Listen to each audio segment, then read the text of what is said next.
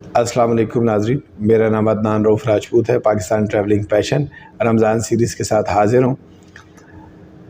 26 पारों का ख़ुलासा अल्हम्दुलिल्लाह बयान कर चुके हैं। 27वां पारा आज शुरू करने जा रहे हैं और अनकरीब इंशाअल्लाह ताला कुरान मजीद ख़त्म होने वाला है अल्हम्दुलिल्लाह रब्बिल आलमीन। आइए शुरू करते हैं पारा नंबर 27। 26वें पारे के आखिर में इन फरिश्तों का जिक्र था जिन्हें हज़रत इब्राहीम खलील अलैहिस्सलाम आम मेहमान समझे थे। जब आप पर इनकी हकीकत खुली और पता चला कि ये फ़रिश्ते हैं तो आपने इनसे दरियाफ़त फरमाया कि किस मुहिम पर आए हो। इन्होंने बताया कि हम कौम लूत पर पत्थरों की बारिश बरसाने और इन्हें तबाह करने के लिए भेजा गया है। कौम लूत के अलावा सूरह ज़ारियात, फ़िरौन, कौम आद, कौम समूद और कौम नूह का अंजाम बतलाने के बाद अर्ज़ व समा की तख्लीक़ की तरफ मुतवज्जा करती है। इस इल्मी तहकीक का ऐलान करती है कि अल्लाह ने हर चीज़ को जोड़ा जोड़ा पैदा किया है। आयत नंबर 49। सूरत के इख्तिताम पर जिन्नो इंस की तख्लीक़ का मकसद बताया गया है कि जो कि अल्लाह ताला की मार्फत और इबादत है। ये ख़बर दी गई है कि सारी मखलूक के रिज़्क़ का अल्लाह कफ़ील है और कुफ़ार व मुशरिकीन को क़यामत के दिन अज़ाब की वईद सुनाई गई है। सूरह तूर मक्की है। इसमें 49 आयात और 2 रुकू हैं। इस सूरत की इब्तिदा में 5 कसमें खाकर फरमाया, बेशक तेरे रब का अज़ाब वाक़े होकर रहेगा, इसे कोई भी टाल नहीं सकता। आयत नंबर 8।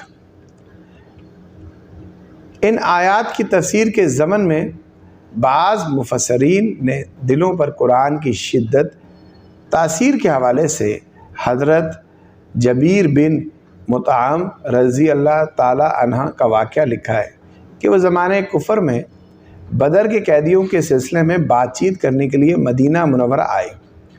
वो जब पहुँचे तो रसूलुल्लाह सल्लल्लाहु अलैहि वसल्लम नमाज मग़रिब में सूरह तूर की तिलावत फरमा रहे थे।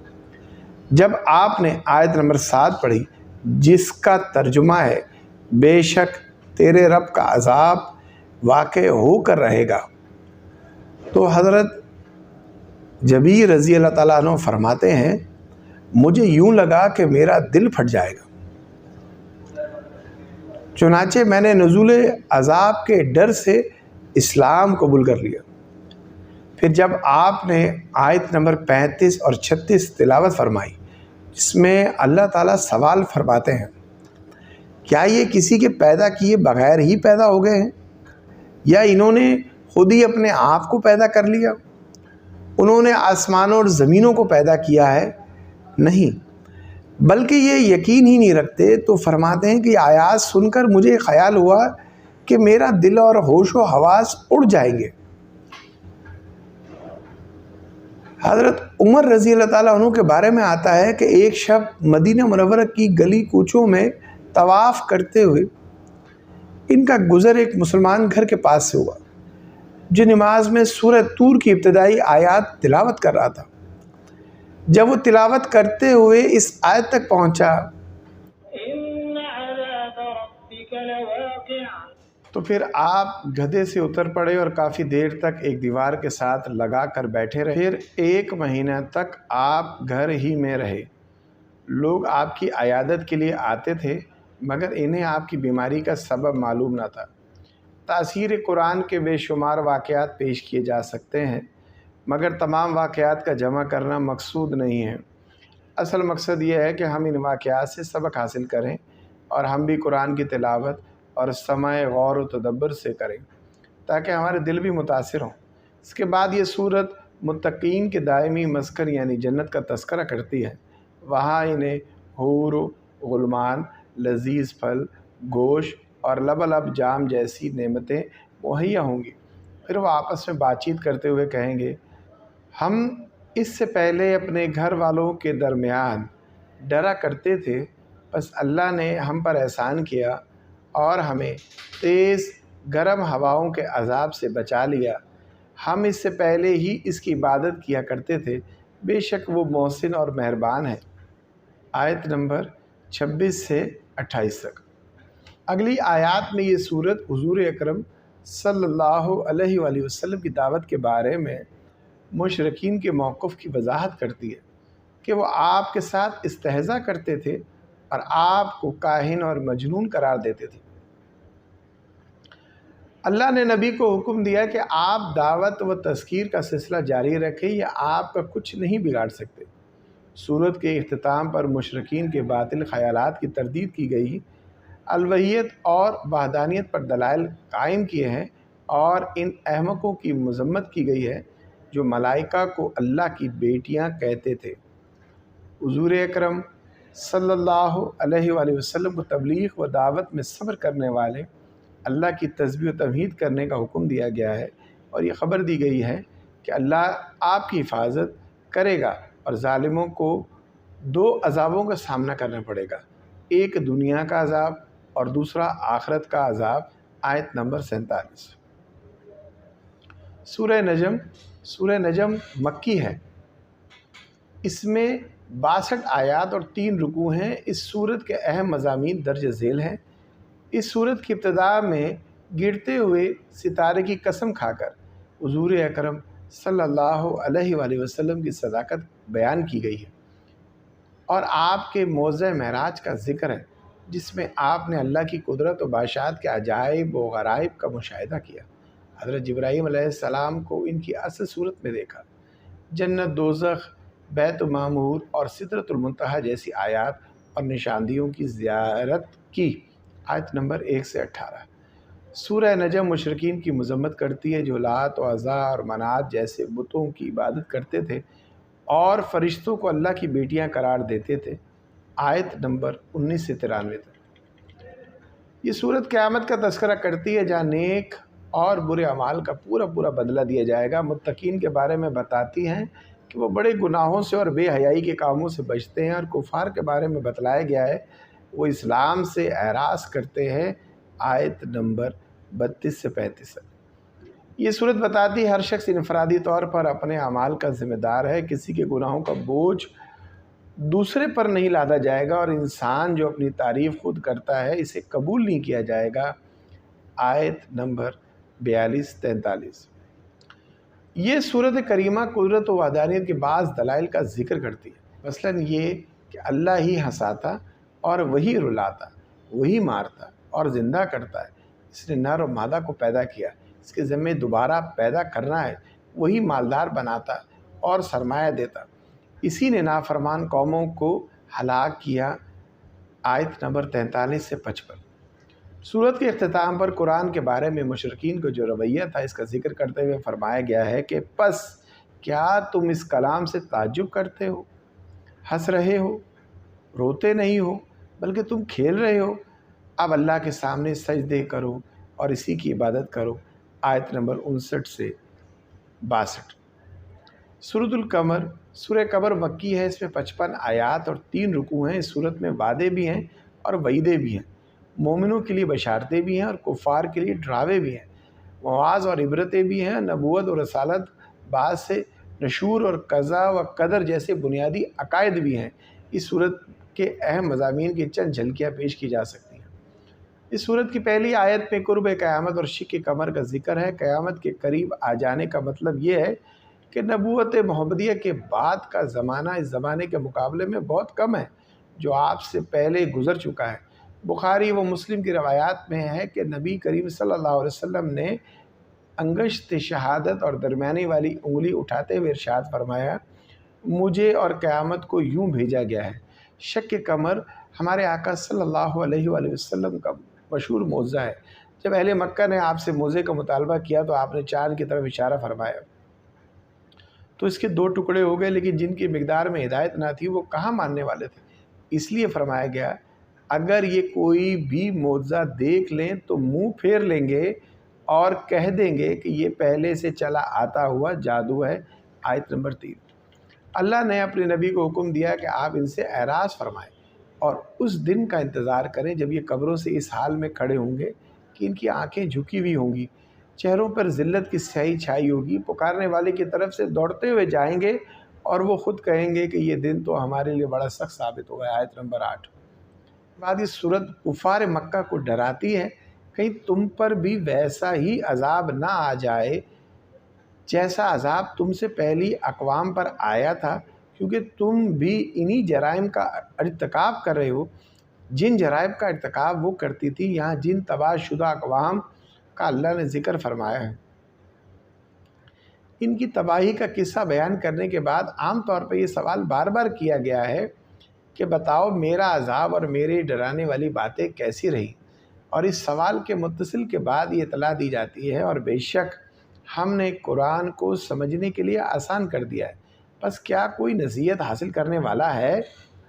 قرآن کے آسان ہونے کا مطلب یہ ہے کہ اسے پڑھنا، حفظ کرنا، اسے نصیحت حاصل کرنا، اس پر عمل کرنا بہت آسان ہے۔ اس کے آسان ہونے کا نتیجہ ہے کہ ایسے دیہاتی بھی قرآن کریم کی تلاوت بسہولت کر لیتے ہیں جو اپنی مادری زبان میں چھوٹا سا کتابچہ بھی نہیں پڑھ سکتے۔ چھوٹے چھوٹے معصوم بچے اپنے سینوں میں ساری نزاکتوں اور قواعد کو ملحوظ رکھتے ہوئے محفوظ کر لیتے ہیں۔ جب صاف دل والے اسے پڑھتے اور سنتے ہیں تو ان کی آنکھوں سے آنسو چھلک پڑتے ہیں اور دلوں میں عمل کا جذبہ پیدا ہو جاتا ہے۔ اس کا آسان ہونے کا یہ مطلب ہرگز نہیں کہ ہر کس و ناقص اس کا مطالعہ کرنے کے بعد اس کی آیت سے مسائل اجتناب کرنے لگے اور مجتہد بن کر بیٹھ جائے۔ سورت کے اختتام پر اللہ تعالیٰ فرماتے ہیں، ہم نے ہر چیز کو ایک خاص انداز کے ساتھ پیدا کیا۔ آیت نمبر 49۔ اس کائنات میں جو کچھ بھی ہے، خواہ وہ خیر ہو یا شر، سب اللہ تعالیٰ کی مخلوق ہے۔ مرتب اور حکمت کے تقاضوں کے مطابق جو کچھ ہونے والا ہے سب لوح محفوظ میں لکھا ہوا ہے اور موجود ہونے سے پہلے ہی اللہ کو معلوم ہے کہ اس آیت کریمہ سے اہل سنت والجماعت نے عقیدہ تقدیر کے اثبات پر استدلال کیا ہے۔ ان آیات میں یہ وضاحت بھی کر دی گئی ہے کہ انسانوں کے بارے میں چھوٹی بڑی باتیں سب لوح محفوظ میں درج ہیں اور کرامن کاتبین بھی لکھ رہے ہیں، لہٰذا کسی بھی گناہ کو چھوٹا سمجھ کر اس کا ارتکاب نہیں کرنا چاہیے اور کسی بھی نیکی کو حقیر سمجھ کر چھوڑنا نہیں چاہیے۔ آخر میں متقین کو اچھے انجام، اللہ کی رضا اور عزت کے مسکن کی بشارت سنائی گئی ہے۔ آیت نمبر 52 سے 55۔ سورہ رحمان مدنی ہے، اس میں 78 آیات اور 3 رکوع ہیں۔ اس کا دوسرا نام عروس القرآن بھی ہے۔ حضرت علی کرم اللہ وجہہ سے مرفوع روایت ہے، رسول اللہ صلی اللہ علیہ وآلہ وسلم نے فرمایا، ہر چیز کی عروس ہے، دلہن زینت ہوتی ہے۔ قرآن کی عروس سورہ رحمان ہے۔ اس سورہ میں باری تعالیٰ نے اپنی نعمتیں بیان فرمائی۔ ان میں سب سے پہلی نعمت قرآن کا اتارا جانا اور بندوں کو اس کی تعلیم دینا۔ یقیناً یہ نعمت کبریٰ ہے، کوئی مادی نعمت اس کا مقابلہ نہیں کر سکتی۔ ہر نعمت کا کوئی نہ کوئی بدل ہو سکتا ہے، لیکن قرآن کا بدل کوئی چیز نہیں بن سکتی۔ اس کی ایک ایک آیات اور ایک ایک حروف دنیا مافیہ سے بہتر ہے۔ قرآن ساری آسمانی کتابوں کے مضامین کا محافظ، جامع اور ناسخ ہے۔ رب تعالیٰ نے اس سورت کا آغاز اپنی صفت رحمان سے فرمایا ہے۔ گویا متنبہ کیا گیا ہے کہ اللہ کی ساری نعمتیں، خصوصاً قرآن کی نعمت، اس کے رحمان ہونے کے آثار اور فیوزات ہیں۔ وہ رحمان ہونے کی وجہ سے بندوں پر رحم کرتا ہے، انہیں ہر طرح کی نعمتیں عطا فرماتا ہے۔ ان کی تعلیم اور ہدایت کے لیے اس نے قرآن نازل کیا ہے۔ قرآن کے شرف اور عظمت کو بتانے کے لیے تعلیم قرآن کو تخلیق انسان سے پہلے ذکر کیا گیا ہے۔ اس کے بعد یہ سورہ صفحہ کائنات پر پھیلی ہوئی ہے، اللہ کے مختلف نعمتوں کا ذکر کرتی ہے۔ سورج اور چاند جو اللہ کے ٹھہرائے ہوئے ہیں، حساب سے اپنی اپنی منزلوں پر رواں دواں ہیں۔ ستارے اور درخت جو اللہ کے سامنے سجدہ ریز ہیں۔ زمین جسے مخلوق کے لیے کسی فرش کی طرح بچھا دیا گیا ہے۔ مختلف میوے، اناج اور پھل پھول جن سے انسان فائدہ اٹھاتا ہے۔ میٹھے اور کھارے پانی کے دریا جو اپنی اپنی جگہ جاری ہیں۔ وہ موتی اور مونگے جوان دریاؤں سے نکالے جاتے ہیں۔ پہاڑوں جیسی بلندی اور پھیلاؤ رکھنے والے جہاز جو سمندر میں چلتے ہیں اور حمل و نقل کے ذرائع میں سے کل بھی سب سے بہتر ذریعہ تھے اور آج بھی بہترین ذریعہ ہیں۔ آیت نمبر 5 سے 24۔ وہ جہاز جو سمندروں میں چلتے ہیں اور حمل و نقل کے ذرائع میں سے کل بھی سب سے بہتر ذریعہ تھے اور آج بھی بہترین ذریعہ۔ آیت نمبر 5 سے 24۔ ان دنیاوی نعمتوں کے علاوہ اخروی نعمتوں اور عذابوں کا بھی سورہ رحمان میں ذکر ہے۔ آگ کے وہ شعلے اور دھواں جن میں سانس لینا دوبر ہو جائے گا، وہ جہنم جس کی ایک چنگاری بھی انسان کو جلانے کے لیے کافی ہو سکتی ہے، وہ کھولتا ہوا پانی جسے دوزخی مجبوراً پئیں گے اور وہ ان کی انتڑیوں کو کاٹ کر رکھ دے گا۔ دوسری طرف اللہ سے ڈرنے والوں کے لیے گنجان ٹہنیوں اور شاخوں والے دو سبز باغات، ان میں بہتے ہوئے چشمے، ہر قسم کے میووں کی دو دو قسمیں اور بچھے ہوئے قالین ہوں گے۔ دبیز ریشم کے تکیوں کے ساتھ جنتی ٹیک لگائے ہوئے بیٹھے ہوں گے۔ مذکورہ دو باغات کے علاوہ دو باغ اور بھی ہوں گے جو پہلے دو باغوں سے کم تر ہوں گے، ان میں دو چشمے ابل رہے ہوں گے، متنوع میوہ جات ہوں گے، شرم و حیا اور حسن و جمال کا پی کر حوریں ہوں گی۔ دنیا اور آخرت کی ساری نعمتیں ذکر کرنے کے بعد اللہ تعالیٰ نے اس صورت میں 31 بار سوال کیا ہے، فَبِأَيِّ آلَاءِ رَبِّكُمَا تُكَذِّبَانِ، پھر تم اپنے رب کی کون کون سی نعمت کو جھٹلاؤ گے؟ اگر 2، 4 یا 10، 20 نعمتیں ہوں تو ان کو جھٹلا سکتے ہو، مگر جہاں یہ حال ہو کہ نعمتیں حد و حساب سے بھی باہر ہو تو انہیں جھٹلانا ناممکنات میں سے ہے۔ اگر اس صورت کا تجزیہ کیا جائے تو معلوم ہوتا ہے رب تعالیٰ نے ابتدا میں اپنی تخلیق کے عجائب اور مظاہر ذکر کیے ہیں، اور ان کے ضمن میں یہ آیت فَبِأَيِّ آلَاءِ رَبِّكُمَا تُكَذِّبَانِ، پھر تم اپنے رب کی کون کون سی نعمت جھٹلاؤ گے، 8 بار آئی ہے۔ اس کے بعد جہنم اور اس کے عذابوں کا ذکر کرتے ہوئے 7 بار یہ آیت ذکر کی گئی ہے۔ قرآن پر نظر رکھنے والے جانتے ہیں کہ جہنم کے دروازے بھی 7، پھر جنت کے باغات اور اہل جنت کا تذکرہ کرتے ہوئے 8 بار یہ آیت آئی ہے۔ اتفاق سے جنت کے دروازے بھی 8، آخر میں ایسے باغات کا ذکر کیا جو درجہ کے اعتبار سے پہلے باغات سے کم ہیں۔ ان باغات کے ضمن میں بھی یہ آیت 8 بار آئی ہے۔ اس ترتیب اور تقسیم سے اہل علم نے نتیجہ اخذ کیا ہے جو شخص پہلی 8 پر اعتقاد رکھے گا اور ان کے تقاضوں پر عمل رکھے گا، اسے باری تعالیٰ جہنم کے سارے دروازوں سے بچا لے گا اور دونوں قسم کی جنتوں کا حقدار بنا دے گا۔ کچھ فہمی نے اعتراض اٹھایا ہے، بتاؤ اپنے پروردگار کی کس کس نعمت کو جھٹلاؤ گے؟ اس کا جواب 2 طرح سے دیا گیا ہے۔ پہلا یہ ہے کہ ظالموں، سرکشوں اور نافرمانوں کو عذاب دینا اللہ کے عدل کا تقاضا اور مظلوموں کے حق میں رحمت اور نعمت ہے۔ دوسرا یہ کہ کفر و شرک اور فسق و فجور کا انجام ظہور سے پہلے ہی بندوں کو بتا دینا کریم و رحیم ذات کا بہت بڑا احسان ہے۔ کیا یہ امر باعث تعجب نہیں کہ دنیا کے کسی خطرے اور مصیبت کی پیشگی اطلاع دینے والے کو تو ہم اپنا محسن سمجھیں گے، لیکن اس مالک کو محسن نہ سمجھیں جس نے ہمیں آخرت اور خطرات کے بارے میں دنیا میں مطلع فرما دیا، جبکہ دنیا کی زندگی اور آخرت کے مقابلے میں دنیا کے خطرات اور آخرت کے مقابلے میں کچھ حیثیت بھی نہیں رکھتے۔ سورت کے اختتام پر فرمایا گیا ہے، تیرے پروردگار کا نام بابرکت ہے جو عزت و جلال والا ہے۔ اہل علم کہتے ہیں اس نام سے مراد وہی نام ہے جس سے سورت کا آغاز ہوا تھا۔ گویا آخر میں دوبارہ اس طرف اشارہ کر دیا گیا ہے کہ ارض و سما کی تخلیق ہو یا جنت دوزخ کا وجود، اس صورت میں جو کچھ بھی بیان ہوا ہے سب اس رحمان کے رحمت کا نتیجہ ہے۔ سورہ واقعہ مکی ہے، اس میں 96 آیات اور 3 رکوع ہیں، اسے سورۃ الغنی بھی کہا جاتا ہے۔ حضرت عبداللہ بن مسعود رضی اللہ تعالیٰ عنہ سے روایت ہے، جو شخص ہر رات سورہ واقعہ پڑھے گا اسے کبھی بھی فاقے کا سامنا نہیں کرنا پڑے گا۔ سورت بتاتی ہے جب قیامت قائم ہوگی تو زمین میں زلزلہ برپا ہو جائیں گے، پہاڑ ریزہ ریزہ ہو جائیں گے اور انسان 3 گروہوں میں تقسیم ہو جائیں گے، یعنی اصحاب یمین جو کہ جنتی ہوں گے، اصحاب شمال دوزخ میں جانے والے، سابقون خاص مومنین جو کہ نیکی کے کاموں میں دوسروں سے سبقت لے جاتے تھے۔ انسانوں کو 3 گروہوں میں تقسیم کرنے کے بعد تفصیل کے ساتھ ان میں سے ہر ایک کے جزا بھی ذکر کیے گئے ہیں، آیت نمبر 1 سے 56 تک۔ اس کے بعد یہ صورت اللہ تعالیٰ کے وجود اور وحدانیت اور کمال قدرت پر دلائل قائم کرتی ہے اور بعث اور حساب کو ثابت کرتی ہے۔ وہ اللہ جو پانی کے قطرے سے انسان کو بنا سکتا ہے، مٹی میں ڈالے جانے والے بیج کو پودا درخت بنا سکتا ہے، بادلوں سے پانی برسا سکتا ہے اور درخت سے آگ پیدا کر سکتا ہے، وہ مرد انسان کو بھی دوبارہ زندہ کر سکتا ہے۔ قدرت کے بیان کے بعد باری تعالیٰ نے اپنے کلام کی عظمت بیان کی ہے۔ عظمت قرآن کے بیان کے لیے اللہ نے ستاروں کے گرنے کی قسم کھائی ہے۔ اس قسم کے بارے میں اللہ خود فرماتا ہے کہ اگر تمہیں علم ہو تو یہ بہت بڑی قسم ہے۔ آیت نمبر 76۔ یہ قسم کھا کر فرمایا بے شک یہ قرآن بہت بڑی عزت والا ہے جو ایک محفوظ کتاب میں درج ہے جسے صرف پاک لوگ ہی چھو سکتے ہیں۔ یہ قسم کھا کر فرمایا بے شک یہ قرآن بہت بڑی عزت والا ہے جو ایک محفوظ کتاب میں درج ہے جسے صرف پاک لوگ ہی چھو سکتے ہیں۔ یہ رب العالمین کی طرف سے اترا ہوا ہے۔ آیت نمبر 77 سے 80 تک۔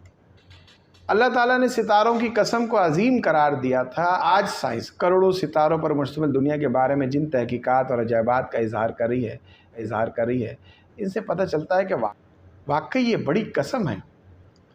سائنسدان بتاتے ہیں کہ کائنات 500 ملین کہکشاؤں پر مشتمل ہے اور ہر کہکشاں میں 1 لاکھ ملین اس سے کم و بیش ستارے پائے جاتے ہیں، اور یہ ساری کہکشائیں میں مسلسل گردشیں کر رہی ہیں۔ چاند مسلسل گھوم رہا ہے، زمین اپنے محور میں 1000 میل فی گھنٹے کی رفتار سے گھوم رہی ہے، سورج 6 لاکھ میل فی گھنٹہ کی رفتار سے گردش کر رہا ہے، پھر ستاروں میں سے کسی کی گردش کی رفتار 8 میل فی سیکنڈ ہے، کسی کی 33 میل فی سیکنڈ ہے، کسی کی 84 میل فی سیکنڈ ہے۔ اگر یہ سارے آپس میں ٹکرا جائیں تو تمام نظام عالم درہم برہم ہو جائے گا۔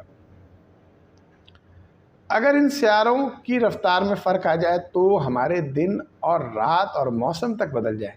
ان جیسی تفصیلات کو سامنے رکھا جائے تو اندازہ ہوتا ہے کہ اللہ تعالیٰ نے کتنی بڑی قسم کھائی ہے۔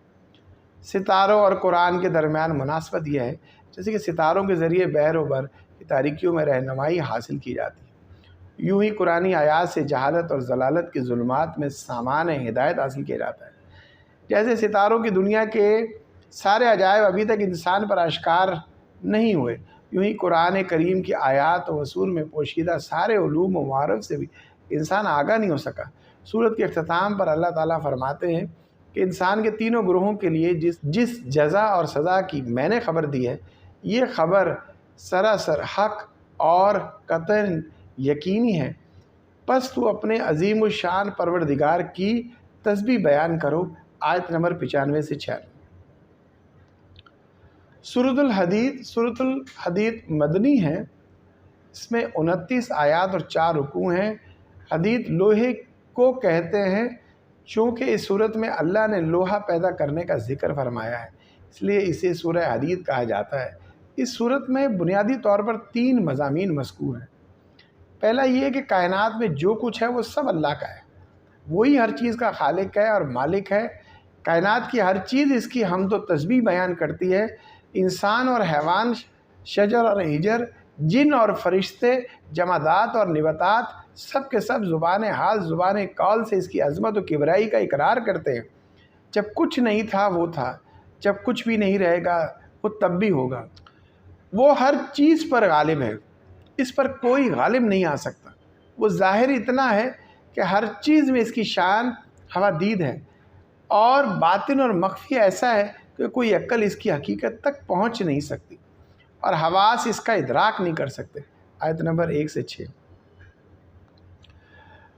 دوسرا مضمون جو اس صورت میں بیان ہوا ہے وہ یہ کہ اللہ رسول پر ایمان لانے اور دین کی سربلندی کے لیے اللہ اور رسول پر ایمان لانے اور دین کی سربلندی کے لیے مال اور جان قربان کر دینے کا حکم دیا گیا ہے۔ انفاق فی سبیل اللہ کی ترغیب دیتے ہوئے فرمایا گیا ہے تمہیں کیا ہو گیا ہے جو تم اللہ کی راہ میں خرچ نہیں کرتے؟ حقیقت میں تو آسمانوں اور زمینوں کی میراث کا مالک اللہ ہی ہے۔ آیت نمبر 10۔ تمہاری موت کے بعد تمہارے مال و متاع اور سیم و عذر کا وہ اکیلا ہی وارث ہوگا۔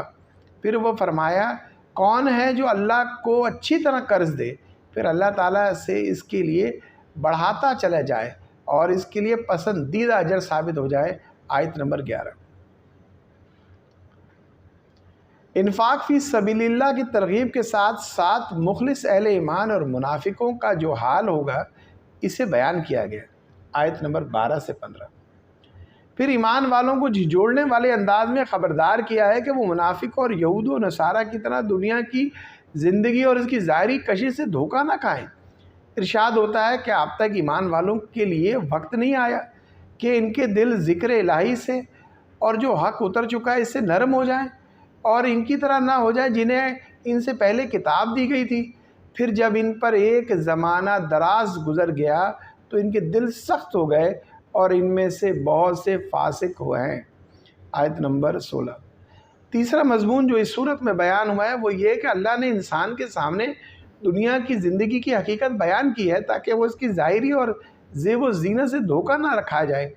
سمجھایا گیا دیکھو یہ دنیا سراب ہے، دھوکہ ہے، لہو لعب ہے۔ کم عقل لوگ مال و اولاد کی کثرت پر فخر کرتے ہیں، حسب و نسب پر اکڑتے ہیں، اپنی پوری زندگی اور ساری صلاحیتیں دنیا کا سامان جمع کرنے میں لگا دیتے ہیں۔ اس دنیا کی مثال اس کھیتی کی سی ہے جس کی سرسبز اور تر و تازگی دیکھ کر کاشتکار خوش ہوتا ہے، دیکھنے والے رش کرتے ہیں۔ پھر ایک وقت آتا ہے کہ کوڑا کرکٹ بن کر سب کچھ ہوا میں اڑ جاتا ہے۔ یہی دنیا کی زندگی کا حال ہے، یہ فانی ہے اور یہاں کی ہر چیز زوال پذیر ہے، لیکن آخرت کی زندگی دائمی ہے اور وہاں کی نعمتیں ہمیشہ باقی رہنے والی ہیں۔ آیت نمبر 20۔ اس لیے مسلمانوں کو حکم دیا جا رہا ہے کہ اللہ کی مغفرت اور جنت کے حصول کے لیے دوڑ لگاؤ، ایک دوسرے سے آگے بڑھنے کی کوشش کرو۔ آیت نمبر 21۔